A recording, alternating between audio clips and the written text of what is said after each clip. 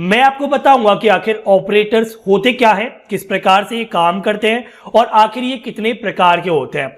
बाद में हम एक एक करके सभी ऑपरेटर्स के टाइप्स के बारे में जानेंगे, उनके एग्जांपल्स के बारे में जानेंगे और हम थ्योरेटिकली और प्रैक्टिकली दोनों प्रकार से इसको समझेंगे। सबसे पहला क्वेश्चन ये है कि आखिर ये ऑपरेटर्स होते क्या है।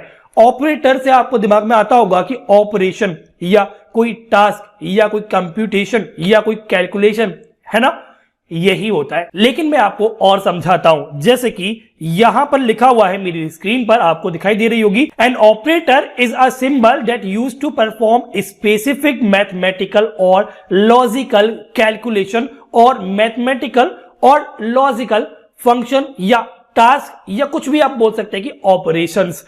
यानी कि ऑपरेटर आपके कुछ सिंबल्स होते हैं जिनके अलग अलग नाम होते हैं, उनके बारे में हम बता देंगे, जिनका काम कुछ ना कुछ स्पेसिफिक होता है, जो मदद करता है या तो मैथमेटिकल ऑपरेशन करने के लिए, कैलकुलेशन करने के लिए, या लॉजिकल ऑपरेशन करने के लिए। मैथमेटिकल यानी कि 2 + 2, 2 और 2 कितने होते हैं, 2 में से 2 गए तो कितने बचे, ये मैथमेटिकल कैलकुलेशन होती है, बच्चों वाली, इतने बड़े एडवांस बनने की जरूरत नहीं है।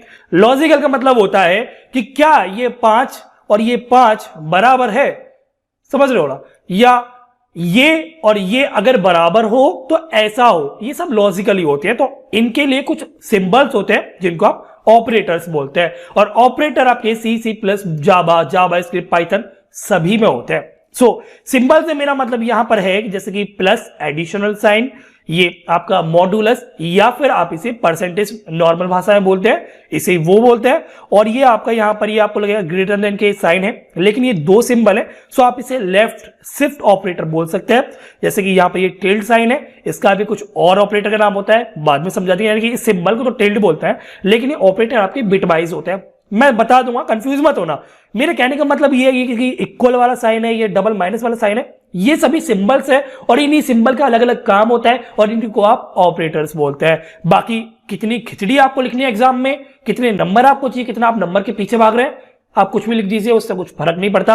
लेकिन जो चीज थी वो मैंने आपको बता दी, इससे थ्योरी मैं दे नहीं सकता। यहां पर लिखा हुआ है 50 + 23। Here plus is an operator. मैंने आपको बताया ना कि प्लस जो है ये एक सिंबल है, वो आपका ऑपरेटर है। लेकिन अगर आप पूछे कि 50 और 23 क्या है, या फिर आप यहां लिखा होता कि A + B, ये A और B क्या है, प्लस तो ऑपरेटर है। देखिए 50, 23 यानी कोई भी न्यूमेरिक नंबर या कोई वेरिएबल, ये सभी ऑपरेंड्स कहलाते हैं।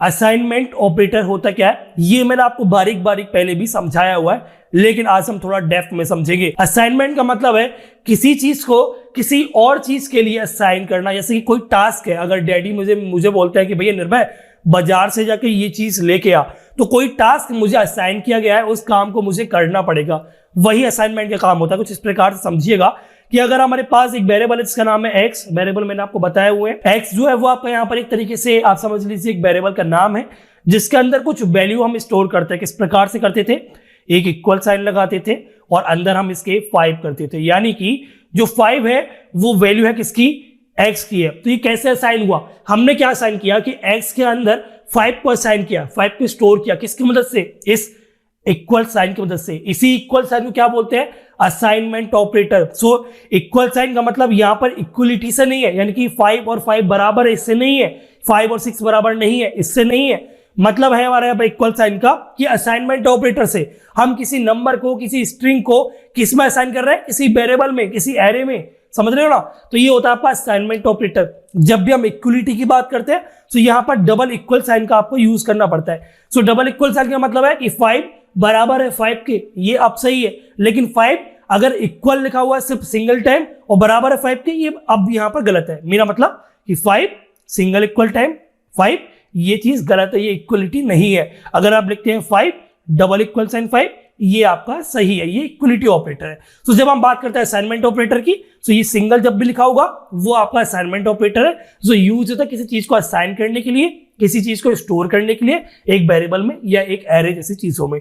सो आगे बढ़ते हैं। तो यहां पर देखिएगा, the assignment operator symbol assign यानी कि single equal sign a value to a variable, और यहां पर ही लिखा हुआ है हेयर इज अ सिंबल, जो भी आपका ये क्या बोलते हैं equal symbol, is not use for equality. मैंने आपको पहले ही बोल दिया, the equal operator is double equal sign. Clear है ना, आगे बढ़ते हैं। अब जैसे कि यहाँ पर वही एग्जांपल है कि मान लीजिए लेट एक वेरिएबल क्रिएट किया, मैंने आपको बताया वेरिएबल क्रिएट होते हैं आपके लेट से, बेर से और कॉन्स्ट से। तो यहाँ पर लेट से आपने एक वेरिएबल क्रिएट किया एक्स नाम का, जिसके अंदर आपने क्या असाइन किया, 5 असाइन किया, और किसकी मदद से किया, इस असाइनमेंट ऑपरेटर ने सिंगल इक्वल साइन की मदद से। क्लियर है? Here 5 is a numeric value which assign to x variable, वही बात है। लेट मान लीजिए बाई नाम का एक वेरिएबल है और आप x प्लस 4 करके इसको असाइन करेंगे, बाई में करेंगे। अब हमें पता है कि x की जो वैल्यू है वो क्या है, 5 है, प्लस क्या हो रहा है, 4 हो रहा है, टोटल क्या हुआ, 9 हुआ। सो बाई के अंदर क्या चला गया, 9 चला गया। इस प्रकार से क्या करते हैं आप, असाइन करते हैं। देखिए बिकॉज x इज नाउ 5, जो जैसे कि मैंने आपको बताया, देन बाई के अंदर क्या जाएगा आपका, 9 जाएगा। यहां लिखा हुआ है एल वैल्यू और आर वैल्यू, ये थोड़ी चीज समझने वाली है, ज्यादातर लोग इसके बारे में नहीं बताते, ज्यादातर स्टूडेंट को इसके बारे में पता भी नहीं होता है और आप एग्जाम में भी नहीं लिखते हैं। लेकिन जब आप इंटरव्यू की बात करते हैं तो वहां आपसे ये चीज पूछी जा सकती है, या फिर कोई कंपटीशन की प्रोग्रामिंग में वहां ये चीजें आ जाती है और आपको पता होना चाहिए कि एल वैल्यू आखिर क्या है और आर वैल्यू आखिर क्या है।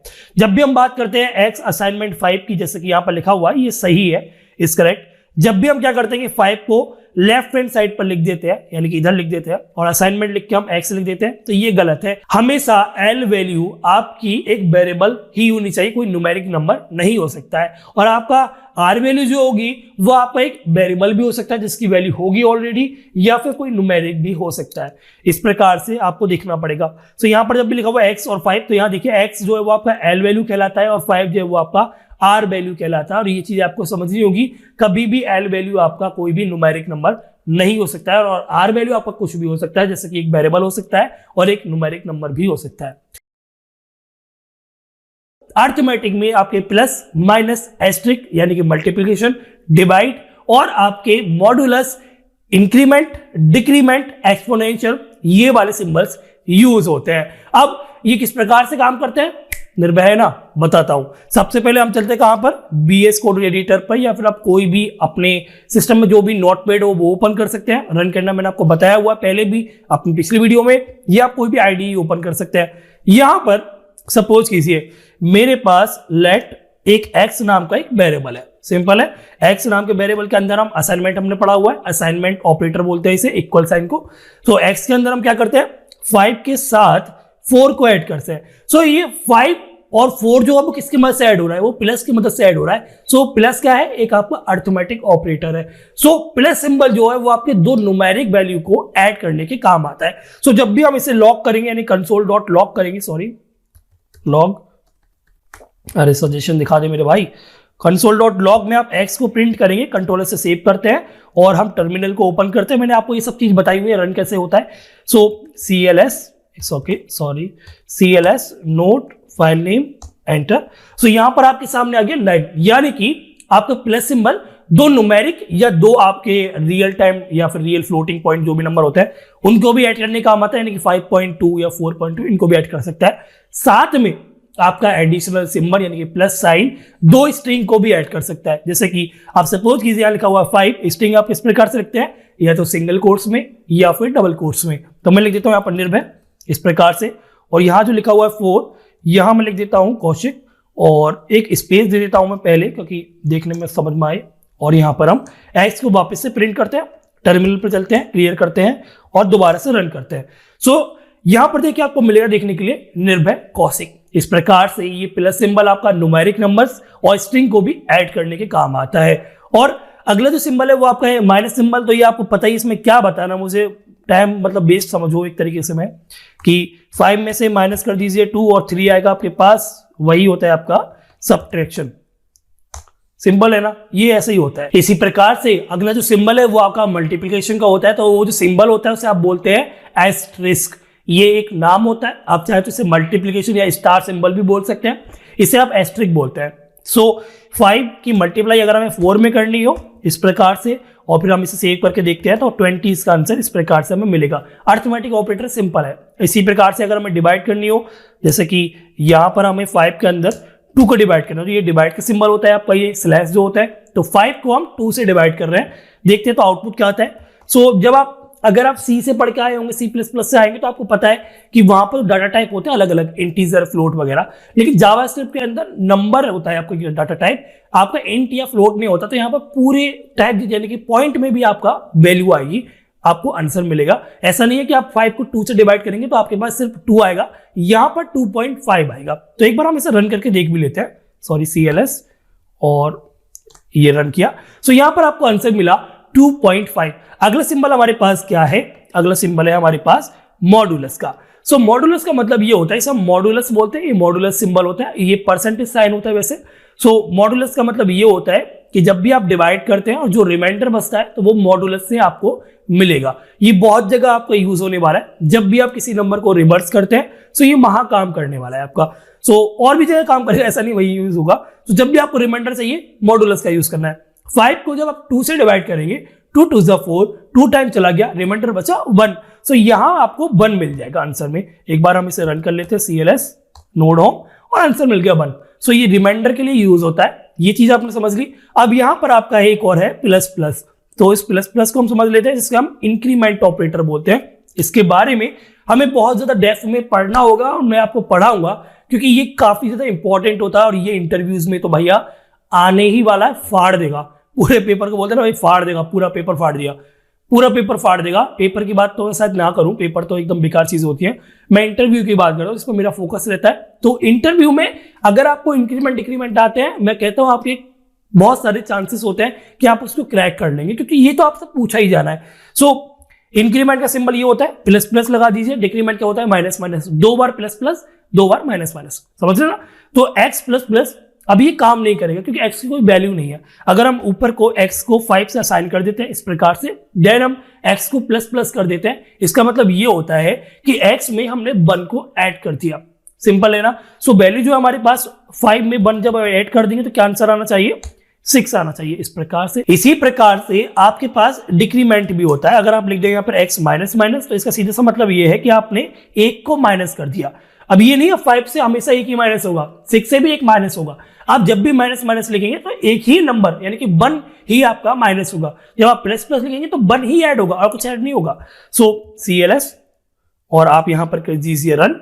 तो ये आपके सामने 5 में से 1 गया और 4 आ गया। इसी प्रकार से आपने एक जो आपका वेरिएबल है या ऑपरेंड है, उसके बाद आपने प्लस प्लस या माइनस माइनस लिखा, जैसे आप पोस्ट इंक्रीमेंट या पोस्ट डिक्रीमेंट बोलते हैं। इसके बारे में हम बाद में समझ लेंगे। आप चाहें तो इस माइनस माइनस या प्लस प्लस को पहले भी लिख सकते हैं और इसका काम भी सेम ही होगा। अंतर होता है, मैं जानता हूं इसका अंतर होता है, मैं आपको बताऊंगा एंड में। लेकिन फिलहाल आप समझ लीजिए कि तब भी आपके पास प्लस प्लस करने पर 6 आएगा और तब भी आपके पास माइनस माइनस करने पर 4 ही आएगा। मैं दिखा देता हूं। अगर आपने लिख दिया प्लस प्लस x, तो आपके पास अब भी 6 ही आएगा। CLS रन करते हैं, 6 आ गया। अगर हम लिख देते हैं यहां पर माइनस माइनस, रन करते हैं,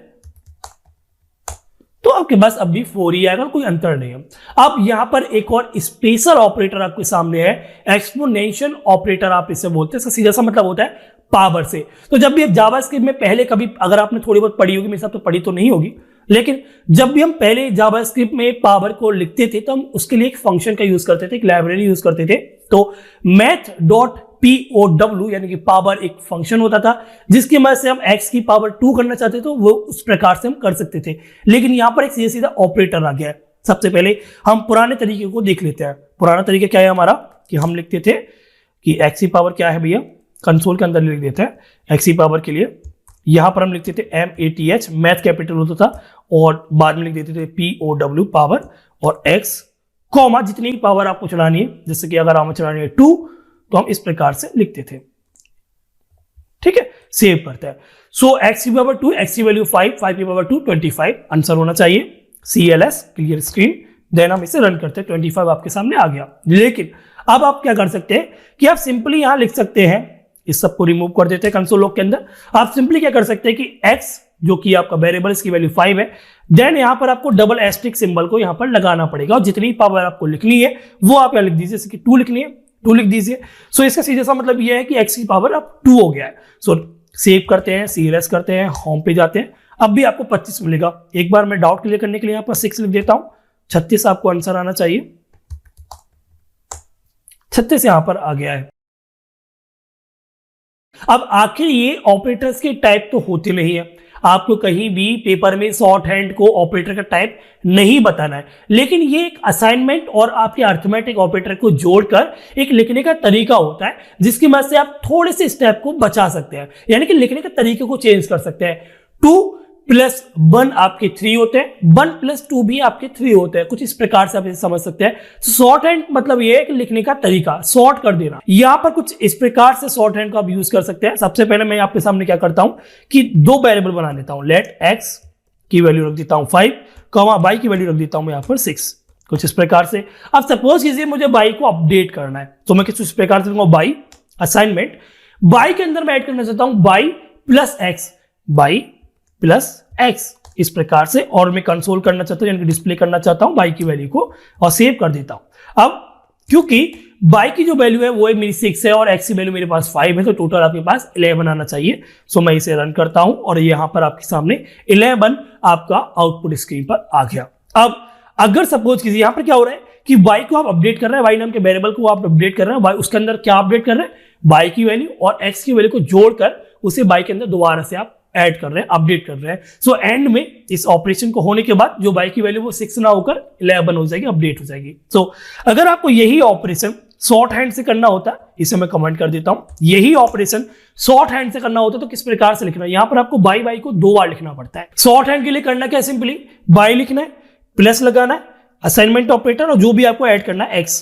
इसका सीधा सीधा मतलब क्या है, जो आपने ऊपर लिखा है सेम नीचे भी उसका यही मतलब है, लेकिन आपने यहां पर एक सिंबल को कम लिखा, बाई को कम लिखा। इस प्रकार से क्या होता है, ये होता है आपका शॉर्ट हैंड ऑपरेटर। आंसर आपको वही मिलेगा, लेकिन मैं चेंज कर देता हूं, बाई को वैल्यू कर देता हूं मैं 7, तो अब आपको 12 देखने को मिलेगा। मैं रन करता हूं, ये देखिए आपको यहां पर 12 देखने को मिलेगा, लेकिन यहां पर हमने शॉर्ट हैंड ऑपरेटर का यूज किया। इस प्रकार से बाकी भी शॉर्ट हैंड ऑपरेटर का इस्तेमाल कर सकते हैं। एक एक स्टेप को, छोटा छोटा स्टेप होते हैं उसको बचा सकते हैं। ये आपको अभी लग रहा होगा यार इससे क्या फायदा हो गया, लेकिन ये वाकई में फायदेमंद होता है, आपकी मेमोरी को थोड़ा थोड़ा रिड्यूस कर देता है। ऐसे ही थोड़े थोड़े स्टेप्स होते हैं जो आपको कम करने पड़ते हैं प्रोग्रामिंग में, यही आपकी क्लेवर प्रोग्रामिंग होती है। अब आखिर में क्लेवर प्रोग्रामिंग का मतलब मेरा इससे नहीं था। सो कंपैरिजन ऑपरेटर की पहले छोटी सी डेफिनेशन जान लीजिए।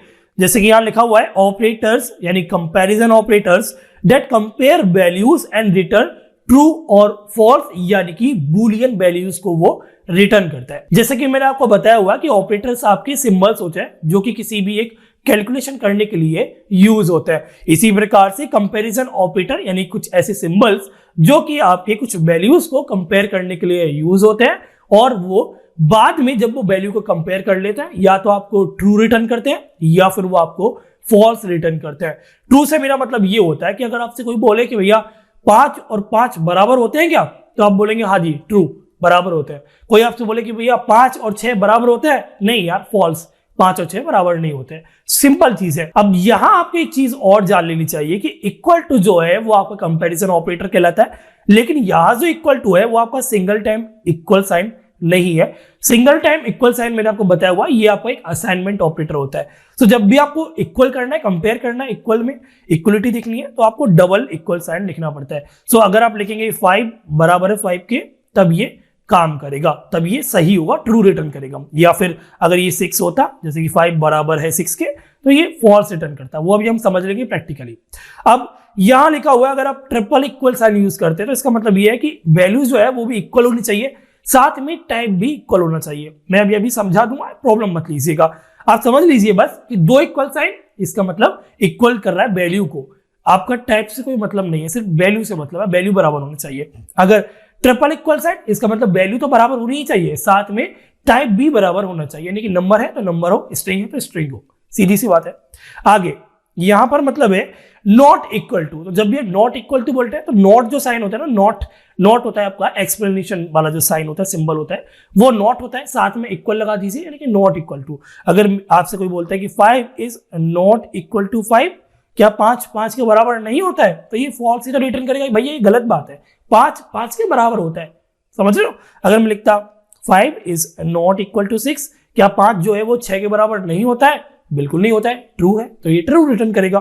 इसी प्रकार से नीचे भी है नॉट इक्वल, पर टाइप भी जो है वो भी नॉट इक्वल होना चाहिए, यानी कि वैल्यू तो इक्वल ना हो, साथ में टाइप भी इक्वल ना हो, तो ये होता है not equal value and type. समझ लेंगे प्रैक्टिकल, प्रॉब्लम मत लीजिएगा। यहां पर है ग्रेटर देन, क्या 5 जो है वो बड़ा है 6 से, या 5 जो है वो छोटा है 6 से, यानी कि लेस देन। तो यहाँ दो सिंबल और आते हैं, ग्रेटर देन और लेस देन के। साथ में एक और आता है, क्या जो 5 है वो बड़ा है या बराबर है इस 6 के, इस प्रकार से भी आते हैं। तो ये लेस देन इक्वल टू और ग्रेटर देन इक्वल टू भी यहां पर आपको देखने को मिलते हैं। साथ में आपके यहाँ पर टर्नरी या फिर आप इसे कंडीशनल ऑपरेटर भी बोलते हैं। ये टर्नरी का लिखना का तरीका होता है, यानी कि एक आपका होता है आपका ये जो भी बोलते हैं सॉरी क्वेश्चन मार्क, और साथ में ये कॉलन वाला सिंबल होता है, इनके बीच में आपके एक्सप्रेशन लिखे जाते हैं। तो ये भी आपका एक कंपैरिजन ऑपरेटर होता है। अब इसको हम थोड़ा प्रैक्टिकली जान लेते हैं। तो यहाँ पे जो मैं प्रैक्टिकल में बताने वाला हूं, मैं यहाँ पे यूज करने वाला हूं इफ स्टेटमेंट का, जो कि मैंने आपको अभी बताई नहीं, वो आने वाले टॉपिक है, लेकिन आप यहाँ समझ लीजिए, जब मुझे चेक करना होता है कंपैरिजन, तो मुझे यहाँ पर इफ का यूज करना पड़ेगा। इफ सिंपल से ये लिखना पड़ता है इफ, और यहां पर ये ब्रैकेट लिखना पड़ता है सिंपली, बाकी कंपैरिजन पे काम होगा। इतना जो है ये आप समझ लीजिए कि यहां पर मैं एक बार एक तरीके से बोल रहा हूं इंग्लिश में कि अगर ये इसके बराबर होता या ये इसके बराबर नहीं होता, या अगर ये इससे छोटा होता या अगर ये इससे बड़ा होता, यहां पर समझ लीजिए सिंपली, अभी मैं बाद में बताऊंगा, ये बहुत कुछ होता है, इसका मैटर बहुत कुछ है। अभी आप ये समझ लीजिए कि इसका मतलब सिंपल सिर्फ ये है कि अगर ये होता तो, अगर ये होता तो ये काम हो जाता, अगर ये नहीं होता तो ये काम हो जाता। सो यहां पर समझ लीजिए कि इफ अगर कुछ भी होता, तो अगर वो ट्रू होता तो ये जो बॉडी है, ये वाली आपकी जो यहाँ पर बॉडी बोलते हैं ना इसे कर्ली ब्रैकेट, तो ये एग्जीक्यूट हो जाती, ये रन हो जाती। अगर वो ट्रू होता तो, अगर वो फॉल्स होता तो ये बॉडी जो है वो एग्जीक्यूट नहीं होती। आप फिलहाल इतना समझ लीजिए, ये होता है आपका इफ स्टेटमेंट। सो यहां हम कंपेयर करते हैं किसको, कि अगर 5 जो है, ये 5 जो न्यूमेरिक है, वो अगर बराबर होता, बराबर के लिए डबल इक्वल साइन, ये डबल इक्वल साइन है, ये बाद में चेंज हो जाएगा। यहां पर मैंने एक एक्सटेंशन का यूज किया हुआ है जिसका नाम है प्रीटियर। ये आपका एक्सटेंशन है, विजुअल स्टूडियो कोड में मिल जाता, मैंने आपको बताया था। यहां पर आपको जाना है, कहां पर है, सॉरी ये रहा एक्सटेंशन, यहां आपको जाना है, इंटरनेट ऑन होना चाहिए, और प्रीटियर ये जो लिख रहा है स्पेलिंग देता हूं PRETTIER, तो ये लिख लीजिएगा। और आपको ये जो इक्वल साइन जो मेरा अभी चेंज होने वाले हैं कुछ इस प्रकार से, ये आपके भी चेंज हो जाएंगे। तो ये सब कमाल है एक्सटेंशन का। अब अगर 5 जो है वो बराबर है 5 के, तो कंसोल क्या कर दे, it is true, sorry double quotes लगाना पड़ेगा क्योंकि स्ट्रिंग है, इट्स ट्रू, इस प्रकार से। और अगर 5 बराबर नहीं है 5 के, तो कुछ भी डिस्प्ले नहीं होगा, ठीक है। अगर ट्रू है तभी ये बॉडी एग्जीक्यूट होगी, ये अगर ये 5 बराबर होगा 5 की कंडीशन अगर ट्रू है तभी ये बॉडी एग्जीक्यूट होगी, अगर ये फॉल्स है तो नहीं होगी। सिंपल है ना। सेव करते हैं और चलते हैं अपने टर्मिनल पर, और यहां पर लिख देते हैं नोट और फाइल नेम होम और एंटर। सो ये लिख दिया कि हाँ 5 जो है वो बराबर है 5 के, ये ट्रू है, यानी कि कंडीशन चलेगी। तो होता ही है 5 के बराबर। अब अगर मैं यहां पर जो 5 है उसको स्ट्रिंग बना दूं, यानी कि ये 5 तो है लेकिन वो डबल कोट्स में लिखी हुई है, स्ट्रिंग है, और ये जो 5 है ये आपकी न्यूमेरिक है, और ये जो डबल कोट्स में लिखा हुआ है ये स्ट्रिंग है, यानी कि टाइप अलग अलग है लेकिन वैल्यू वही है 5।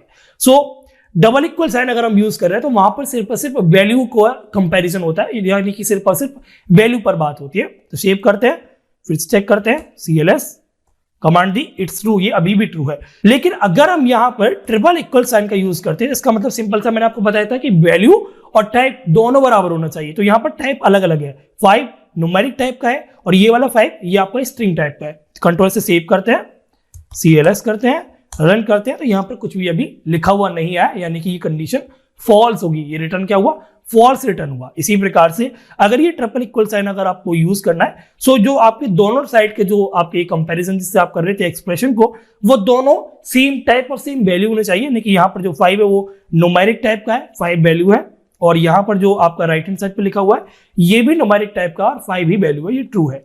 सो हम सेव करते हैं कंट्रोल से और रन करते हैं, इट्स ट्रू।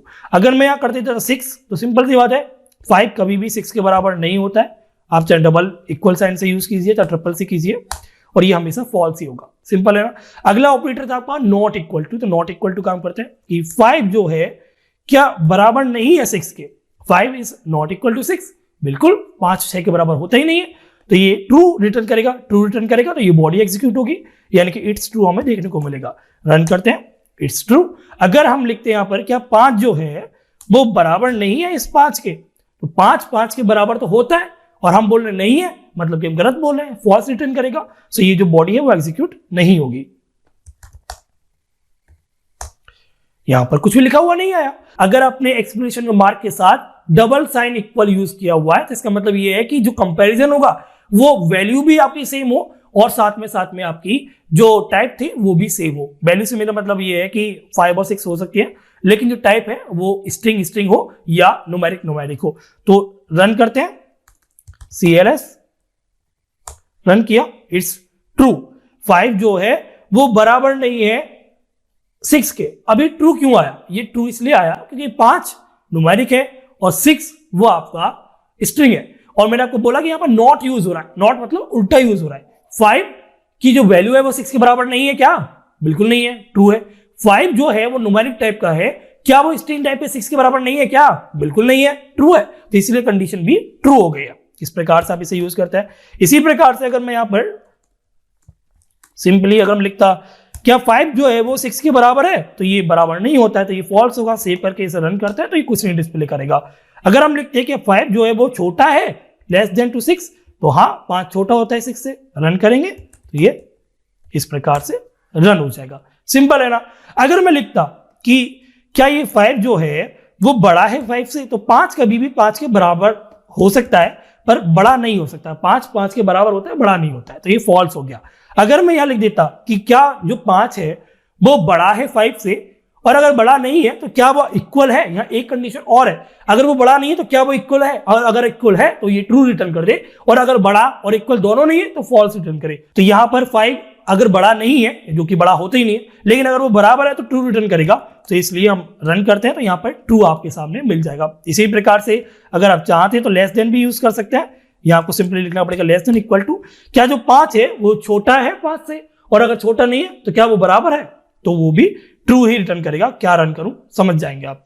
अगर मैं लिखते जा कि क्या जो 5 है वो छोटा है 6 से या फिर वो बराबर है, तो यहां पर बराबर तक बात पहुंचेगी नहीं। 5 पहले से ही छोटा होता है 6 से, तो यहीं पर कंडीशन ट्रू हो जाएगी, तो ये ट्रू रिटर्न कर देगा। CLS होम, और ये ट्रू मिल गया इस प्रकार से।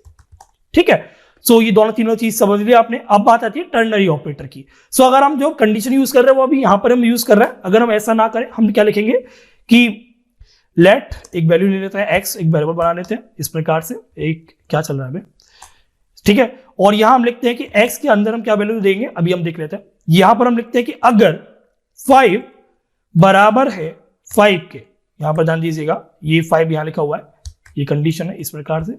अगर 5 बराबर है 5 के, तो क्वेश्चन मार्क ये क्या कर दे, console dot log it's true.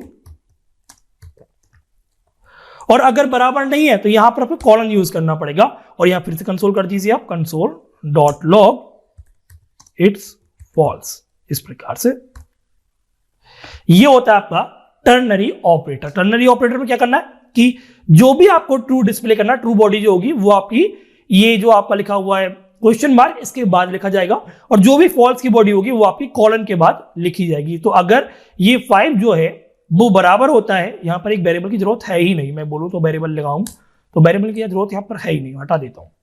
ठीक है, कंफ्यूज मत होइएगा। सो अगर 5 के बराबर है, अगर सही है तो ये बॉडी एग्जीक्यूट होगी क्वेश्चन मार्क के बाद, और अगर वो फॉल्स होता है तो ये वाली बॉडी एग्जीक्यूट होगी जो कि कॉलन के बाद लिखी हुई है। सो 5 के बराबर होता है, रन करते हैं। सो यहां आ गया आपका इट्स ट्रू, यानी कि ये वाली जो लाइन थी वो आपकी एग्जीक्यूट हुई। अगर मैं लिख देता हूं कि 5 जो वो बराबर नहीं होता है, यानी कि 5 बराबर है 6 के, जो कि बराबर नहीं होता है, तो ये फॉल्स हो जाएगा। इसलिए ये वाली जो कंडीशन है वो चलेगी। कंट्रोल सेव करते हैं, CLS होम इट्स फॉल्स।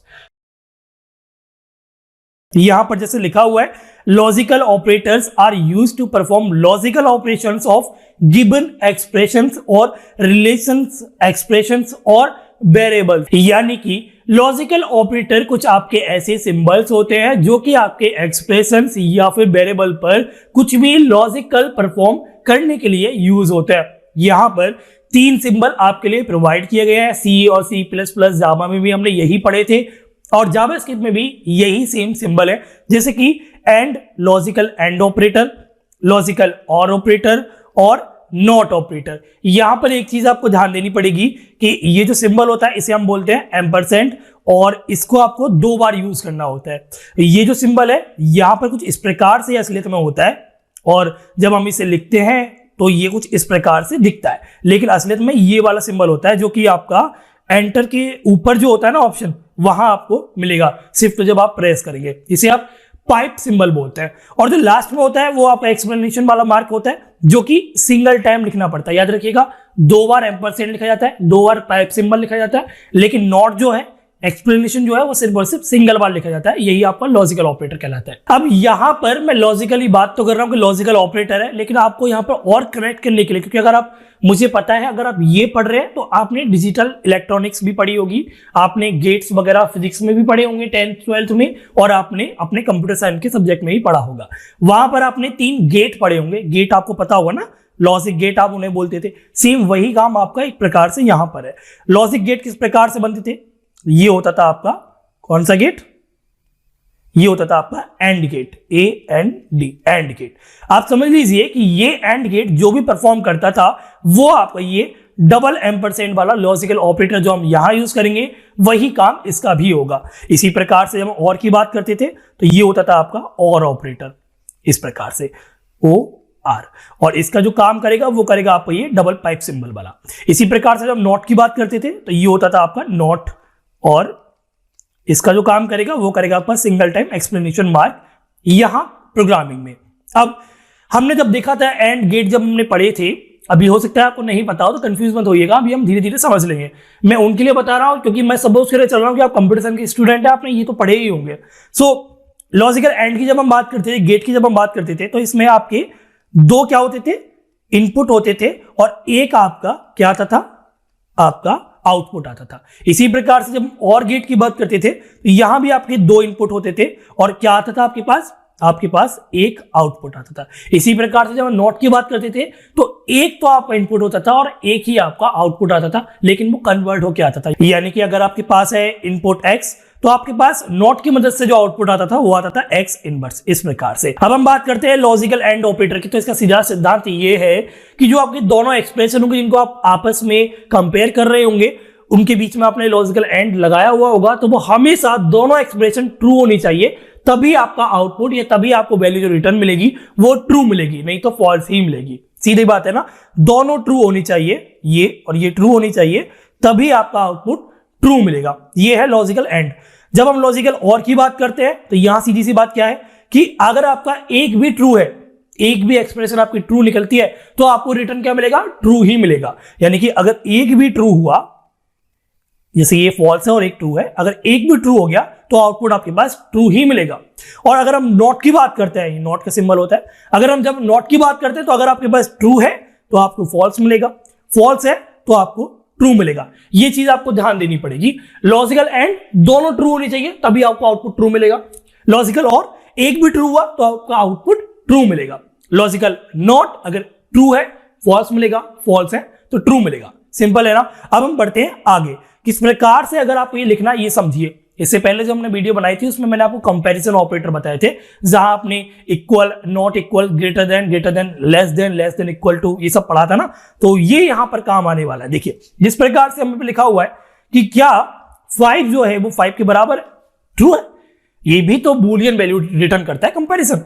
सो अगर 5 5 के बराबर है, साथ में, साथ के लिए यहां पर एंड का ऑपरेटर लगाएंगे, यानी कि लॉजिकल एंड। यहां क्या हुआ? ये था कंपैरिजन, और ये क्या है? ये है लॉजिकल ऑपरेटर।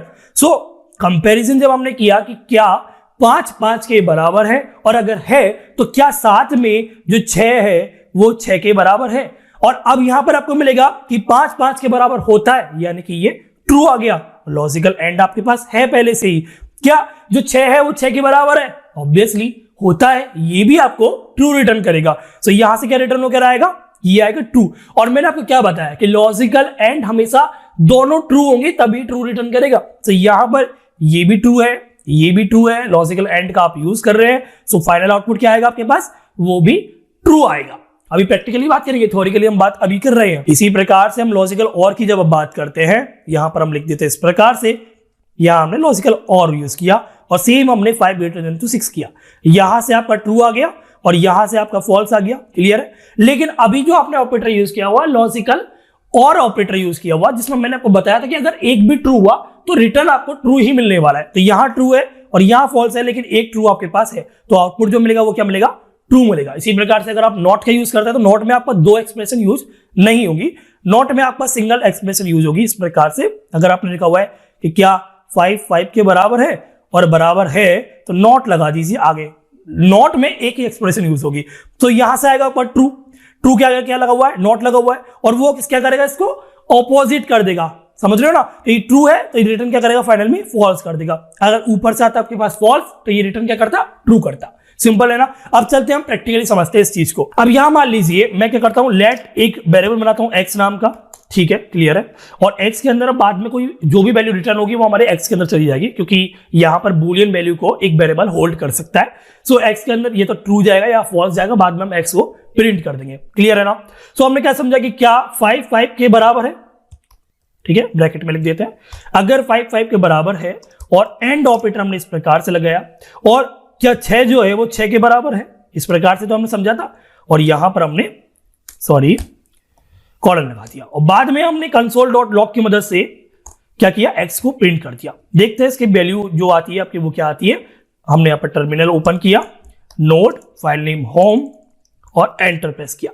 सो यहां पर x के अंदर क्या आया, ट्रू आया, क्योंकि 5 5 के बराबर है, 6 6 के बराबर है, दोनों ट्रू है, लॉजिकल एंड यूज कर रहे हैं, दोनों ट्रू है तो ट्रू रिटर्न करेगा। सो x के अंदर क्या जाएगा, ट्रू जाएगा। इसी प्रकार से अगर ये हम यहां लिख देते 6 क्या 7 के बराबर है, जो कि नहीं होता था, एक फॉल्स हो गया।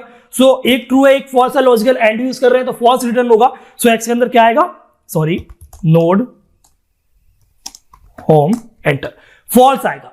इसी प्रकार से और का भी यूज होगा, इसी प्रकार से नॉट का भी यूज होगा। समझ लेते हैं, जैसे कि यहां पर जो एक एक्सप्रेशन है वो 6 और 7 के बराबर नहीं होती है, वो गलत है, फॉल्स है। लेकिन अगर हमने यहां पे लॉजिकल और यूज किया हुआ था, ये लॉजिकल और का सिंबल है, और सेव करते हैं, सो अगर हमने और यूज किया हुआ था तो एक तो ट्रू है, पहला 5 5 के बराबर ये ट्रू है, लेकिन 6 7 के बराबर नहीं, ये फॉल्स है। पर एक ट्रू है और लॉजिकल और यूज कर रहे हो तो रिटर्न क्या होगा, ट्रू ही रिटर्न होगा। इस प्रकार से, इसी प्रकार से अगर आपके पास ये सभी एक्सप्रेशन है, ठीक है, मैं एक और कर्ली ब्रैकेट पूरा लगा देता हूं यहां पर, पैरेंथेसिस आप ऐसे बोलते हैं। शुरू में स्टार्ट किया, एंड में क्लोज किया। रिटर्न क्या आ रहा है आपके पास, रिटर्न आ रहा है आपके पास ट्रू। और मैंने आपको क्या बताया कि अगर आप शुरू में लॉजिकल नॉट का यूज करते हैं, इस प्रकार से लॉजिकल नॉट सिंबल आपने लगा दिया, सो ये क्या कर रहा है आपको रिटर्न, ये फॉल्स कर रहा है रिटर्न। ये क्या कर रहा है आपको रिटर्न, ये कर रहा है आपको ट्रू रिटर्न। और यूज क्या कर रहे हैं आप, लॉजिकल और का यूज कर रहे हैं। सो एक ट्रू है एक फॉल्स है। सो अब क्योंकि आप यहां पर लॉजिकल और यूज कर रहे हैं और एक आपके पास ट्रू है, तो ये क्या रिटर्न करेगा, ये पूरी एक्सप्रेशन आपको यहां से यहां तक क्या रिटर्न करेगी, ट्रू रिटर्न करेगी, जैसे कि अभी आपको दिखाया था। लेकिन बाद में यानी कि पहले हमने क्या लगा दिया, नॉट लगा दिया, ट्रू आपके पास आ रहा है तो क्या रिटर्न करेगा आपकी बार, ये नॉट का उल्टा करता है ना, नॉट तो ट्रू है तो फॉल्स आएगा। तो एक बार हम इसे सेव करके रन करते हैं इस प्रकार से, तो ये आपके पास फॉल्स आ गया इस प्रकार से। सो ये नॉट का इस प्रकार से यूज होता है, आपकी जो वैल्यू ट्रू है तो फॉल्स कर देगा, फॉल्स है तो ट्रू कर देगा। अब सपोज कीजिए कि यहां पर आपका लॉजिकल एंड लगा हुआ है, ठीक है, और जो पहली एक्सप्रेशन है उसे मैं 7 कर देता हूं, यहां 6 लिख देता हूं, उल्टा कर देता हूं, और यहां 5 5 कर देता हूं, इस प्रकार से। क्लियर है। और आगे नॉट लग रहा है, आप चाहें तो इसे कंफ्यूज मत होइएगा।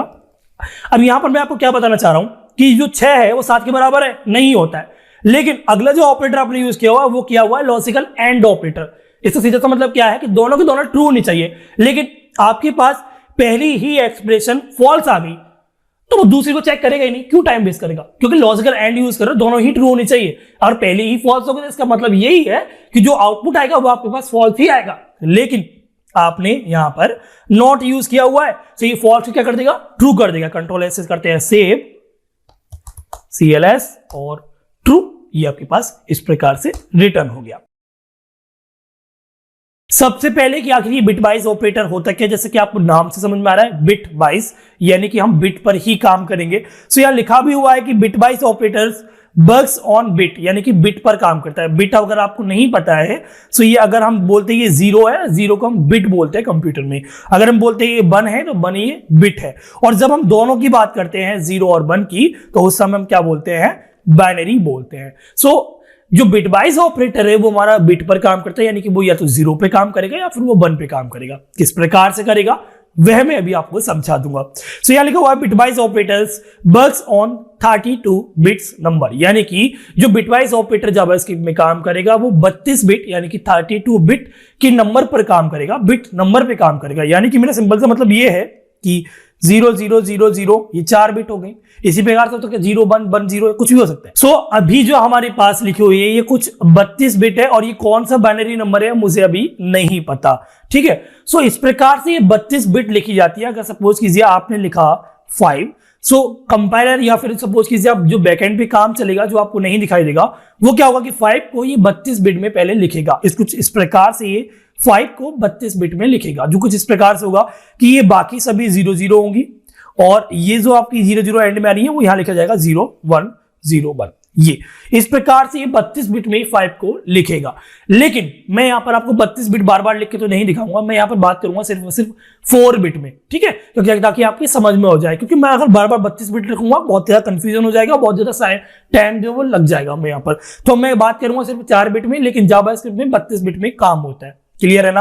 अब यहां पर देख लीजिए कि सबसे पहले आपको बाइनरी निकालना होता है। जब भी आप जिस भी नंबर का ऑपरेशन परफॉर्म करेंगे बिटवाइज में, आपको उसका बाइनरी निकालना होगा। अब सपोज कीजिए ये आपके पास 5 है, अगर आपको इसका बाइनरी निकालना है तो आपको इसे 2 से डिवाइड करना पड़ता है, क्योंकि बाइनरी का जो बेस होता है वो 2 होता है। सो 2 2 जा 4, इस प्रकार से रिमाइंडर कितना बचा, 1 बचा। इधर फिर वापस जाते हैं, 2 2 जा 1, रिमाइंडर कितना बचा आपके पास, 0 बचा। सो ये 101 जब आप लिखेंगे उल्टा लिखेंगे इसे, ये वाली 1 पहले लिखी जाएगी 101। ये क्या हुआ, ये आपकी 5 की क्या हुई, बाइनरी हो गई। इसी प्रकार से जब आप लिखते हैं यहां पर एक 0 और बढ़ा देते हैं, जब आप 4 बिट की बात करेंगे तो एक 0 और बढ़ा देंगे, तो ये 4 बिट में क्या हो गया, 5 की बाइनरी हो गई। अगर हम शॉर्ट फॉर्म की बात करते हैं बाइनरी नंबर निकालने की तो वो कुछ इस प्रकार से होता है 1 2 4 8 16। अब देखिए कि 5 किन किन नंबर से मिलकर बनना है, 5 बनना है 4 और 1 से। सो 4 के नीचे एक 1 लिख दीजिए और 1 के नीचे एक 1 लिख दीजिए, बाकी के नीचे 0 लिख दीजिए। अभी ये जो नंबर है वो 3 बिट का नंबर है, लेकिन आपको चाहिए कितना, 4 बिट का। सो इसलिए आप 8 के नीचे भी 0 लिख दीजिए। सो ये 4 बिट का क्या बन गया, 5 की बाइनरी नंबर आ गया। अब आशा करता हूं आपको ये सब आता हुआ, आप इसमें एक्सपर्ट होंगे, लेकिन मैंने आपको बेसिक समझा दिया। अगर नहीं आता हो तो आप समझ लेंगे। अब सीधे आते हैं हम ऑपरेटर के ऊपर, इस सबको रिमूव कर देते हैं। देखिए जब भी हम एंड बिटवाइज एंड की बात करते हैं तो लॉजिकल में भी एंड था, लेकिन वहां पर 2 एम्परसेंड सिंबल का यूज हो रहा था, ये एम्परसेंड था। लॉजिकल एंड यानी कि 2 एम्परसेंड सिंबल, लेकिन बिटवाइज एंड यानी कि सिंगल एम्परसेंड सिंबल। सो यहां पर एंड लिखा हुआ है। अब जैसे अब भी आपको ये बिटवाइज एंड यूज करना है तो 2 ऑपरेंड के बीच में करना है। 5 की बाइनरी में यहां पर लिख देता हूं, 5 की बाइनरी होती है आपकी 4 बिट में 0101। एंड ऑपरेटर आपने लगाया, 1 की बाइनरी होती है आपकी 4 बिट में 000 और 1। अब मैं क्या करता हूं, ये जो 5 की बाइनरी है इसको यहां लिख देता हूं 0101। ये जो 1 की बाइनरी है इसको मैं नीचे लिख देता हूं 0001। और एंड ऑपरेशन हम यहां पर परफॉर्म कर रहे हैं। अब बिटवाइज एंड बोलता है कि जब भी दोनों बिट 1 होंगी, यानी कि जब भी दोनों ऑपरेशन ट्रू होंगे तभी आपको रिटर्न में ट्रू मिलेगा, यानी कि 1 मिलेगा। दोनों 1 तभी मिलेगा आपको 1, नहीं तो कभी भी हमेशा आपको 0 ही मिलेगा। सो यहां देखिए पहली बिट ऊपर वाली 1 है, नीचे वाली 1 है, तो आपको रिटर्न में क्या मिलेगा, 1 मिलेगा। ऊपर 0 है, नीचे 0 ही मिलेगा। ऊपर 1 है, नीचे 0 है, दोनों एक जैसी नहीं है, यानी कि दोनों 1 नहीं है, एक जैसी छोड़िए, दोनों 1 होनी चाहिए, यानी दोनों ट्रू होने चाहिए। सो ऊपर ट्रू है, नीचे फॉल्स है, तो ये भी आपको 0 रिटर्न करेगा, और ये दोनों भी 0 है तो ये भी आपको 0 रिटर्न करेगा। बाद में जो आपके पास ये बाइनरी आई, ये किसकी बाइनरी है, ये 1 की बाइनरी है। इसी प्रकार से आपका और परफॉर्म होगा। और में क्या होता है कि एडिशनल काम होता है। अब सपोज कीजिए आपके पास 5 है, और का सिंबल है आपका ये 5 सिंबल, आपने 1 लगाया। 5 की बाइनरी आपके पास 0101, सॉरी 01। 1 की बाइनरी आपके पास 0001, और ऑपरेटर आपने यहां पर परफॉर्म किया। ये और ऑपरेटर मैंने सॉरी यहां पर यूज किया हुआ है। सो और ऑपरेटर बोलते हैं कि अगर एक भी ट्रू है, एक भी 1 है, कोई भी बिट अगर एक बार 1 आ गई, दोनों हो तो बात अलग है, अगर एक भी 1 आ गई तो आउटपुट आपको 1 ही मिलेगा। समझ रहे ना। एंड ऑपरेटर बोलता है कि आपकी दोनों बिट 1 होनी चाहिए तभी आपको रिटर्न में 1 मिलेगा। और बोलता है कि आपका एक भी अगर 1 होगा तो आपको रिटर्न में 1 मिल जाएगा। तो यहां पर और यूज कर रहे हैं, ये दोनों ही 1 है तो आपको रिटर्न में 1 मिलेगा। ये दोनों 0 है, 0 मिलेगा। इनमें एक ऊपर वाला 1 है, नीचे वाला 0 है, तो आपको रिटर्न में यहां पर 1 मिलेगा, क्योंकि हम और का यूज कर रहे हैं। यहां दोनों 0 तो आपको रिटर्न में 0 मिलेगा। जो आउटपुट आएगा, ये जो बाइनरी है ये आपकी 5 की बाइनरी है, तो आउटपुट आपके पास 5 आ जाएगा। इसी प्रकार से जब हम बिटवाइज नॉट की बात करते हैं तो नॉट में जब हम लॉजिकल नॉट में पढ़ते थे तो वहां पर हमने एक्सप्लेनेशन मार्क पढ़ा था, लेकिन यहां आपको ये पढ़ना पड़ेगा। टिल्ड साइन बोलते हैं, क्या बोलते हैं मुझे पता नहीं, टिल्ड बोलते हैं शायद, तो ये साइन आपको पढ़ना पड़ेगा। देन आपको यहाँ पर सिंगल ऑपरेंड का यूज करना है। तो ये हुआ आपका बिटवाइज नॉट। तो बिटवाइज नॉट का मतलब ये है कि 1 हुआ तो 0 कर देगा, 0 होगा तो 1 कर देगा, ऑपोजिट होगा। तो यहां पर एक प्रकार से हम बोल सकते हैं कि 5 है, तो 5 की बाइनरी क्या होगी आपके पास 0101 4 बिट में बात कर रहे हैं, लेकिन असलियत में 32 बिट पर काम होता है। मैं बार बार आपको यही बता रहा हूँ। तो यहाँ पर क्या यूज किया हुआ आपने, बिट बाइस नॉट। इसका मतलब ये है कि जहां 0 है वहां 1 हो जाएगा, जहां 1 है वहां 0 हो जाएगा। तो ये 1 है 0 कर दीजिए, 0 है 1 कर दीजिए, 1 है 0 कर दीजिए, 0 है 1 कर दीजिए। तो ये जो आपके पास अभी जो आपके पास बाइनरी है उसे चेक करने के लिए सिंपल तरीका क्या है, 1 2 4 8 इस प्रकार से लिखिए, देन इसको नीचे लिख दीजिए 0 1 0 1 इस प्रकार से। ये वाली बाइनरी आपने नीचे लिख दी। अब यहाँ ऊपर 0 है, कोई बात नहीं, ये ऊपर 2 है तो एक 2 लिख लीजिए, एक 8 के नीचे 1 है तो ये 8 लिख लीजिए, दोनों को ऐड कर दीजिए, टोटल आपके पास आया 10। तो ये किसकी बाइनरी है, ये 10 नंबर की बाइनरी है, ये 10 डेसिमल की बाइनरी है। इसी प्रकार से हमारे पास एक और बिट वाइज ऑपरेटर है, इसका नाम है एक्स और, एक्सक्लूसिव और आप इसे बोलते हैं। अगर मैं बिट वाइज गेट की बात करता हूं, लॉजिकल गेट की बात करता हूं, सो ये जो ऑपरेटर है इसे बोलते हैं एक्स और, एक्सक्लूसिव और इसका मतलब फुल फॉर्म होता है। और एक्सओर का काम ये होता है कि अगर आपकी दोनों बिट चेंज है, यानी कि एक 0 है और एक 1 है, तभी आपको रिटर्न में 1 मिलेगा, नहीं तो कभी नहीं मिलेगा। समझ रहे ना, दोनों 1 है कोई फर्क नहीं पड़ता, 0 ही आएगा, दोनों 0 है कोई फर्क नहीं पड़ता, 0 ही आएगा। अगर एक 0 एक 1 है तो इसका मतलब ये है कि आपको रिटर्न में 1 मिलेगा, अगर हम एक्स और यानी कि एक्सक्लूसिव और की बात कर रहे हैं तो सपोज कीजिए यहाँ पर आपके पास 5 और आपने ये वाला सिंबल यूज किया जो कि एक्स और का सिंबल होता है, आपके पास है दूसरा 1। 5 की बाइनरी है आपके पास 0 1 0 1, 1 की बाइनरी है आपके पास 0 0 0 1। तो मैंने आपको क्या बताया, इसको नीचे लिख लेते हैं, इसको एकदम नीचे लिख लेते हैं कि 0 0 1 0 1 इस प्रकार से और 0 0 0 1 और यहां पर आपने एक्स और यूज किया। सो मैंने आपको क्या बताया कि दोनों डिफरेंट होने चाहिए। यहां पर देखिए 1 1 सेम है 0 आएगा, 0 0 सेम है 0 आएगा, लेकिन ऊपर देखिए ऊपर 1 है नीचे 0 है, ये दोनों डिफरेंट है तो यहां पर आपके पास 1 आएगा, यहां पर आपके पास 0 आएगा। सो ये जो बाइनरी बनेगी 1 2 4, ये 4 की बाइनरी बन जाएगी आपके सामने, आउटपुट आपके पास 4 आएगा। क्लियर है ना, आगे बढ़ते हैं। मुझे यहां पर एक बात और ऐड करनी है, जो हमने नॉट ऑपरेटर यूज किया हुआ था बिट वाइज नॉट, उसमें हमारा आउटपुट क्या आया था 10 आया था, लेकिन असलियत में ये जरूरी नहीं है 10 आए, इसका आउटपुट शायद -6 आ सकता है अगर हम 32 बिट में बात कर रहे हैं तो, क्योंकि असलियत में 32 बिट पर काम हो रहा है। और जब हम नॉट का यूज करेंगे तो बाद में जितनी बिट होंगी ना वो भी 0 होंगी, जो भी आपकी 32 बिट होंगी 5 के अलावा वो 0 0 तो होंगी, लेकिन जब आप नॉट यूज करेंगे तो वो 1 1 हो जाएंगी। तो जो आंसर आपके पास आएगा वो -6 आएगा असलियत में, लेकिन यहां पर हम 4 बिट में बात कर रहे थे तो 4 बिट में 10 आपके पास आएगा। जब आप इसे रन करेंगे तो ये 32 बिट में काम करेगा, तो आपको आउटपुट में -6 देखने को मिलेगा। इसी प्रकार से हम जब एक्स और की बात करते हैं, दोनों डिफरेंट होने चाहिए, ये आपको बता दिया। अब हम बात करते हैं लेफ्ट शिफ्ट की। लेफ्ट शिफ्ट का मतलब ये है कि अगर सपोज कीजिए आपके पास क्या है कि मैं आपको बताता हूं कि आपने लिखा इस प्रकार से 5 और लेफ्ट शिफ्ट और ये 1 जो है, अब क्या करेगा, ये पहले आप 5 की बाइनरी लिख दीजिए। 5 की बाइनरी है 0 1 0 1, 4 बिट में लिख रहा हूं, याद रखिएगा। और आप यहां पर क्या परफॉर्म कर रहे हैं, लेफ्ट शिफ्ट का यूज कर रहे हैं, और 1 से आप लेफ्ट शिफ्ट कर रहे हैं, यानी कि 1 एक जगह को आप लेफ्ट में शिफ्ट कर रहे हैं। लेफ्ट का शिफ्ट समझ रहे हैं, लेफ्ट की तरफ आपकी जो बिट है वो बढ़ेगी। सो ये लेफ्ट की जो शिफ्ट है ये आपकी गिर जाएगी, ये आपकी फॉल हो जाएगी, यानी कि ये खराब हो जाएगी। और ये जो आपकी बिट है 1 0 1 ये आगे बढ़ जाएगी। सो जहां 0 था वहां की ये 1 आ जाएगी इस प्रकार से, ये जो 0 था यहां आ जाएगा, ये जो 1 था वो यहां आ जाएगा। अब ये वाली जगह खाली हो जाएगी तो यहां पर आपका एक 0 जो है वो फेल हो जाएगा, और जो भी आंसर होगा आपका 10 शायद वो आपके सामने आउटपुट की तरह किसे आ जाएगा। इसी प्रकार से आपका राइट शिफ्ट काम करेगा। राइट शिफ्ट में सीधा मतलब क्या है कि आपकी जो बिट है वो राइट में शिफ्ट हो जाएगी। जितनी भी बिट आपको शिफ्ट करनी है यहां पर आप लिख सकते हैं, आप यहां पर 2 लिख दीजिएगा, आप चाहते हैं 1 लिख दीजिएगा। सो जो होगी आपके पास 5 की बाइनरी वो 0 1 0 1, आपको राइट में शिफ्ट करना है, वो भी 1 बिट से। सो ये राइट में आप जो सबसे राइट मोस्ट होगी वो आपकी फॉल हो जाएगी, खराब हो जाएगी, और जो आपकी बाद में होगी वो आपकी पहली बन जाएगी। यानी कि ये जो 0 थी वो आपकी यहाँ आ जाएगी, ये 1 थी वो आपकी यहाँ आ जाएगी, ये जो 0 थी वो आपकी यहाँ आ जाएगी, और जो लास्ट में एक जगह खाली बचेगी वहां पर आपका एक 0 फिल हो जाएगा। सो जो आउटपुट आपके पास आएगा वो आपका 2 आ जाएगा इस प्रकार से। क्लियर है ना। इसी प्रकार से हमारे पास एक और ऑपरेटर था अनसाइंड राइट शिफ्ट ऑपरेटर। यहां लिखा हुआ 0 फिल राइट शिफ्ट, यानी कि वहां जो आप फिल कर रहे थे वहां हो सकता है आपको 1 हो, ये साइंड हो, लेकिन ये अनसाइंड है, यहां पर आपको 0 ही फिल होगी हमेशा। राइट में जितनी भी बिट आएंगी आपकी हमेशा 0 ही आएंगी, कभी भी 1 नहीं आएगी। सीधे सा मतलब ये है राइट शिफ्ट आपका होता है 2 बार, यहां पर लिखना पड़ता है 3 बार ग्रेटर देन। आपने लिख दिया 5, यहां लिख दिया आपने 1, और जब आप इसे राइट में शिफ्ट करेंगे 0 1 0 1 1 बिट से आप शिफ्ट कर रहे हैं तो ये वाली जो बिट है ये फॉल हो जाएगी, ये 0 पहली जगह पर आ जाएगी, 1 उसकी जगह आ जाएगी और 0 उसके बाद आ जाएगी और जो खाली जगह बचेगी यहाँ 0 आएगी। और जबकि हम 32 बिट की बात कर रहे हैं तो यहाँ सभी में 0 0 ही आएगी, बाकी में यहाँ 1 भी हो सकती थी, लेकिन राइट शिफ्ट में, अनसाइंड राइट शिफ्ट में हमेशा 0 ही फिल होंगी।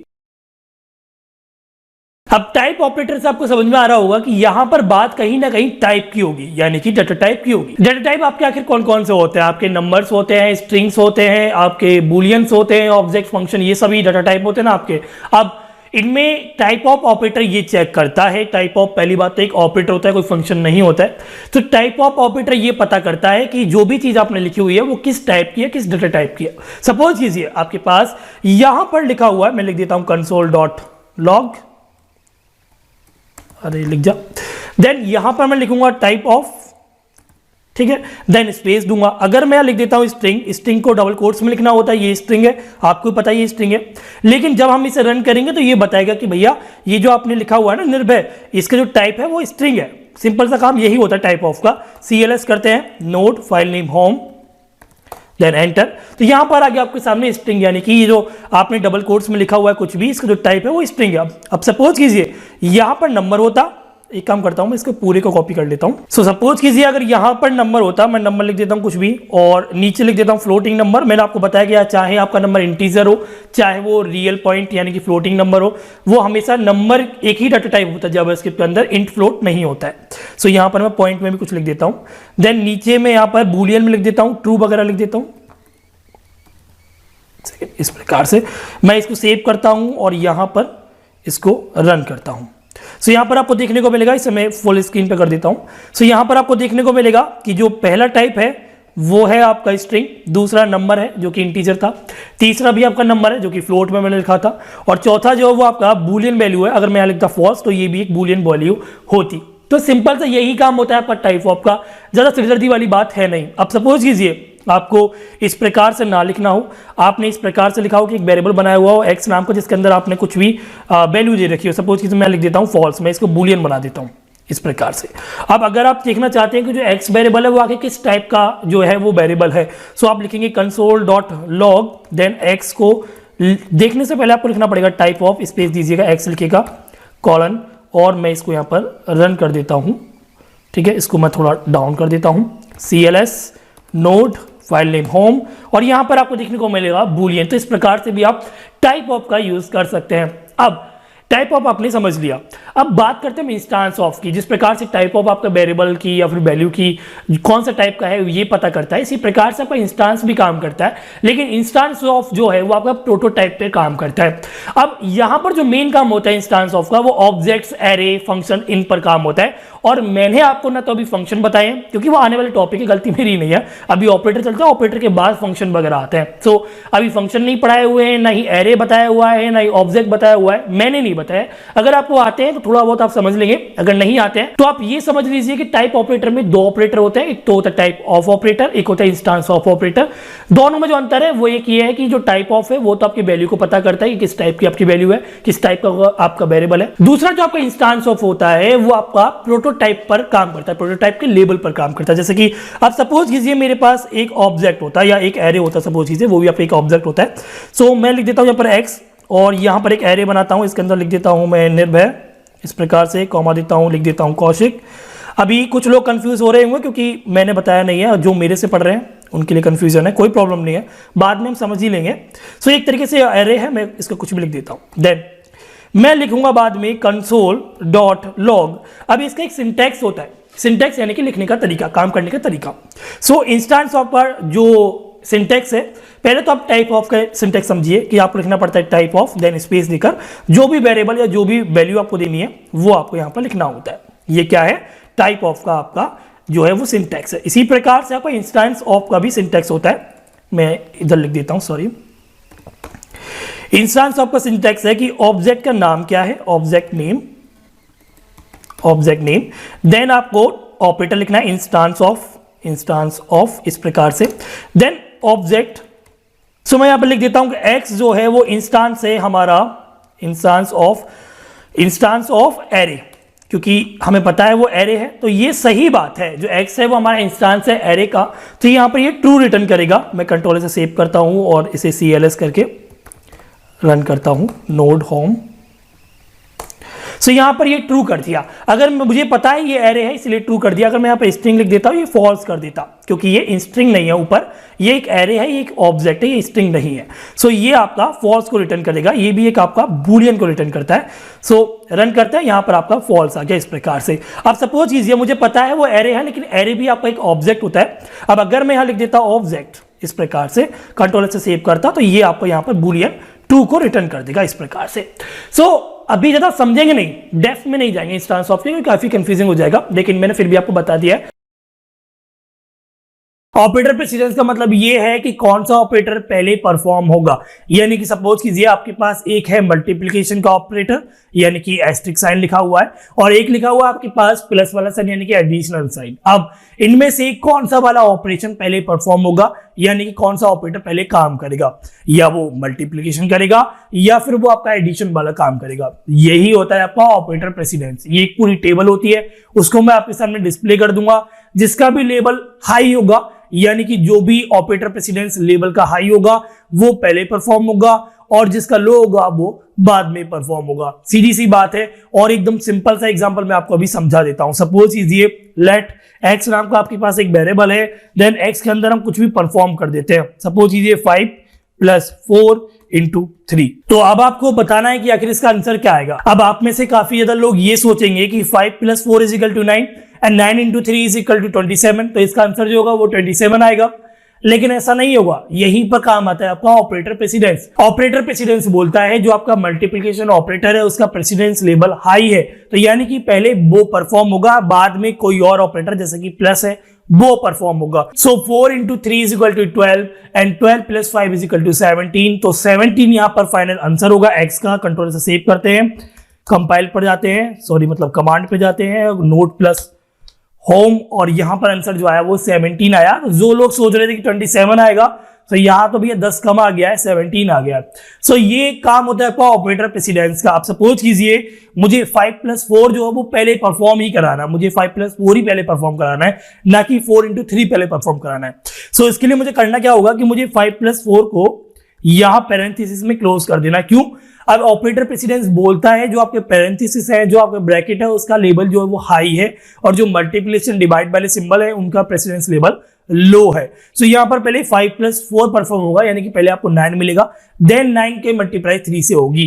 तो इस प्रकार से हम करते हैं सेव, और यहां पर 27 आना चाहिए। तो इस बार आंसर जो आपके पास 27 आया है। ये सभी काम हो रहा है आपका ऑपरेटर प्रेसिडेंस से। इंटरव्यू हो या कोई भी ऐसा आपका टेस्ट हो, वहां आपको ये सब चीजें पता होनी चाहिए और ये काम भी आएंगी। अब एक चीज मैं आपको ये और बता दूं कि ऐसा नहीं है कि प्लस और मल्टीप्लिकेशन पे यहां काम हो रहा है, यहां पर डिवाइड और आपका मॉडुलस और आपका मल्टीप्लिकेशन, ये तीनों का जो लेवल होता है वो सेम होता है। प्लस का माइनस का इनका जो लेवल होता है वो आपका सेम होता है। ये पूरी चार्ट होती है। थोड़ा बहुत तो आपको रटना पड़ेगा, मैं बोल के चलता हूं, आपको रटना पड़ेगा थोड़ा बहुत, यहाँ पर थोड़ा बहुत प्रैक्टिस से हो जाएगा। सो मैं यहाँ पर लिख देता हूं 5 × 2 + 4 × 3 × 2 इस प्रकार से। सो अब हमें ये तो पता है कि मल्टीप्लिकेशन पहले होगा प्लस से, सीधी सी बात है। लेकिन हमें ये नहीं पता है जो मल्टीप्लिकेशन काम करेगा वो लेफ्ट से काम करेगा या राइट से काम करेगा। इसी को बोलते हैं एसोसिएशन, जो कि हर एक ऑपरेटर का अलग अलग होता है, और कोई लेफ्ट से काम करता है तो कोई राइट से काम करता है। लेकिन जो मल्टीप्लिकेशन है, जो एस्टेरिस्क सिंबल है, जो ऑपरेटर है, ये हमेशा लेफ्ट से राइट की तरफ काम करता है। ठीक है। सो अब आपको ये नहीं पता था कि 5 × 2 करना है या 4 × 3 करना है या फिर 3 × 2 करना है। तो अब मैं आपको बता देता हूं कि सबसे पहले आपका 5 × 2 होगा, देन आपका 4 × 3 होगा, देन जो भी आंसर इसका आएगा 4 × 3 से, देन इसका 2 से मल्टीप्लिकेशन दोबारा होगा, बाद में जो भी होगा वो ऐड हो जाएगा। अब अगर यहां पर एसोसिएशन काम नहीं करता तो आंसर क्या आता वो आप समझ लीजिए पहले रफली, कि अगर एसोसिएशन काम नहीं करता तो आप क्या करते कि हो सकता था आप 2 × 3 कर देते, 6 आ जाता, 6 की 4 में मल्टीप्लाई कर देते, उसके बाद 5 की 2 में करते और दोनों को ऐड कर देते, ऐसा भी कर सकते थे। लेकिन यहां पर अब क्लियरिटी हो गई कि सबसे पहले 5 × 2 ही होगा जो कि 10 देगा आपको, देन यहां पर फिर 4 × 3 होगा जो कि आपको 12 देगा, और फिर 12 का आपका 2 में मल्टीप्लाई होगा जो कि आपको 24 देगा, देन वहां पर 10 थे, 10 ऐड हो जाएगा तो 34 आपके पास आंसर आएगा। इस प्रकार से कोई और आंसर नहीं आएगा। सेव करते हैं, CLS से क्लियर करते हैं, नोड होम करते हैं और यहां पर आपको आंसर 34 देखने को मिलेगा, क्योंकि जो मल्टीप्लिकेशन का प्रेसिडेंस है वो हाई है प्लस से, दूसरा जो एसोसिएशन है वो लेफ्ट से राइट की तरफ है। सो ये क्लियरिटी आपको होनी चाहिए। ये चार्ट है, थोड़ा रटना पड़ेगा आपको, थोड़ा बहुत प्रैक्टिस करना पड़ेगा। अगर आपने लिखा हुआ है प्लस प्लस तो इसको आप इंक्रीमेंट ऑपरेटर बोलते हैं, और जब भी आप लिखते हैं माइनस माइनस इसको आप डिक्रीमेंट ऑपरेटर बोलते हैं, और ये सिंगल ऑपरेंड के साथ यूज होते हैं। अब ऑपरेंड का मतलब यहां पर सिर्फ और सिर्फ वेरिएबल्स होगा, आप यहां पर न्यूमेरिक सीधे कांस्टेंट को नहीं लिख सकते, मेरा मतलब ये है। यानी कि अगर आप लिखते हैं प्लस प्लस इंक्रीमेंट, सो आप प्लस प्लस के बाद 5 नहीं लिख सकते, ये रॉन्ग होगा। आपको सिंपली एक वेरिएबल को ही लिखना पड़ेगा, जैसे कि प्लस प्लस एक्स आप लिख सकते हैं, ये राइट है। इसी प्रकार से डिक्रीमेंट में भी यही सेम रूल लागू होता है। अब यहां पर बात ये होती है कि आखिर ये प्लस प्लस और माइनस माइनस का काम क्या होता है। ये मैंने आपको पहले भी बताया हुआ था बेसिक, लेकिन और दोबारा से क्लियर करते हैं। जब भी हम इंक्रीमेंट की बात करते हैं तो चाहे वो प्रीफिक्स हो या पोस्टफिक्स हो, इसको अभी हम बाद में समझेंगे, लेकिन जब भी हम प्लस प्लस की बात करेंगे तो हमेशा जो भी आपके वेरिएबल की वैल्यू होगी उसमें 1 ऐड होगा, सिर्फ और सिर्फ 1 ऐड होगा, 2 3 4 5 कुछ ऐड नहीं होगा, सिर्फ 1 ऐड होगा। यानी कि प्लस प्लस का मतलब है +1, चाहे वो पोस्टफिक्स हो चाहे वो प्रीफिक्स हो, टाइप्स मतलब। इसी प्रकार से जब डिक्रीमेंट की बात करते हैं तो इसका मतलब है -1, समझ रहे ना। तो जो भी वैल्यू होगी, सपोज कीजिए आपने लिखा हुआ है प्लस प्लस एक्स और एक्स की वैल्यू क्या है आपकी 5 है, तो इसका मतलब ये है कि x की वैल्यू अगर आपने प्लस प्लस एक्स लिखा हुआ है, x प्लस प्लस कुछ भी लिखा हुआ है, वहां पर आपके प्लस प्लस आ रहा है उस वेरिएबल के साथ, तो इसका मतलब ये है कि जो भी वेरिएबल की वैल्यू थी यानी कि 5 थी, उसमें 5 + 1 होकर उसकी वैल्यू अब 6 हो जाएगी। इस प्रकार से ऐसे अगर हम डिक्रीमेंट की बात करते हैं कि माइनस माइनस एक्स, तो जो x की वैल्यू थी सपोज कीजिए 5 ही थी, सो 5 में से अब हो जाएगा -1 = 4, सो x की वैल्यू अब नहीं क्या हो जाएगी 4 हो जाएगी। तो इसी प्रकार से एक प्लस करना और एक माइनस करना, यही आपका इंक्रीमेंट और डिक्रीमेंट का काम होता है। अब इंक्रीमेंट और डिक्रीमेंट में टाइप्स होते हैं जो कि मैंने आपको पहले कभी नहीं बताए थे, अब मैं बताता हूं। सो जब भी हम इंक्रीमेंट की बात करते हैं, चाहे वो इंक्रीमेंट हो या डिक्रीमेंट ऑपरेटर्स की बात हो, उसमें 2 कैटेगरीज आती हैं। एक आता है आपका पोस्ट फिक्स, एक आता है आपका प्रीफिक्स। इस प्रकार से राइटिंग में इतना ध्यान मत दीजिएगा। सो जब हम पोस्ट फिक्स की बात करते हैं, पहले तो आप इसे ये समझिए कि पोस्ट पेड और प्रीपेड जैसे कि आपकी सिम होती है, तो अभी हम ज्यादातर लोग प्रीपेड को यूज करते हैं, प्रीपेड सिम को यूज करते हैं। प्रीपेड में क्या होता है, पहले हम रिचार्ज करते हैं, बाद में पूरे महीने कॉल करते हैं, यही तो होता है आपका प्रीपेड सिम। पोस्टपेड सिम क्या होता है कि आप पहले सिम को पूरा यूज करते हैं, बाद में जितना ही बिल बनकर आता है उसके बाद पेमेंट करते हैं। इसी प्रकार से यहां पर भी वही काम होता है, तो रटना नहीं है, सिम से याद रखना। प्रीफिक्स यानी कि पहले पेमेंट है, बाद में रिचार्ज का यूज लेना है। सो प्रीफिक्स का मतलब ये है कि पहले प्लस प्लस होगा या फिर पहले माइनस माइनस भी हो सकता है, बाद में वेरिएबल होगा। इस प्रकार से समझ रहे हो ना। सो ये क्या है, प्रीफिक्स है, पहले ऑपरेटर का यूज बाद में ऑपरेंड का यूज। इसी प्रकार से पोस्टफिक्स होगा, यानी कि पहले आप इस्तेमाल करेंगे बाद में विश्वास करेंगे, मेरा मतलब ये बाद में इंक्रीमेंट या डिक्रीमेंट करेंगे।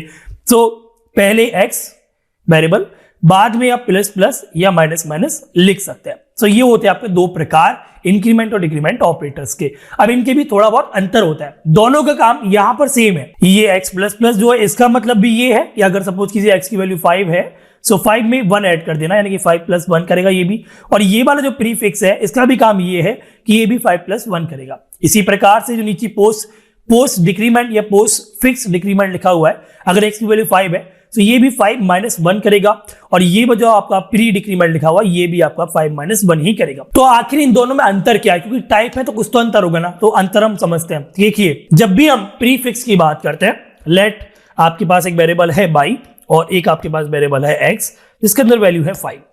तो जब भी हम प्रीफिक्स की बात करते हैं, यानी कि y, और प्रीफिक्स का आप मतलब जानते हैं कि प्लस प्लस x, पहले इंक्रीमेंट या डिक्रीमेंट ऑपरेटर आपको लगाना होगा। सो यहां पर x की वैल्यू 5 है, पहले इंक्रीमेंट हो रहा है, तो इसका मतलब पहले x की वैल्यू चेंज हो जाएगी, +1 हो जाएगी, 6 हो जाएगी, बाद में वो y के अंदर असाइन होगी। सो अगर हम कंसोल करेंगे console.log किसकी वैल्यू, y की वैल्यू, और console.log x की वैल्यू मैं अलग अलग लिख देता हूं, कंट्रोल से सेव करते हैं।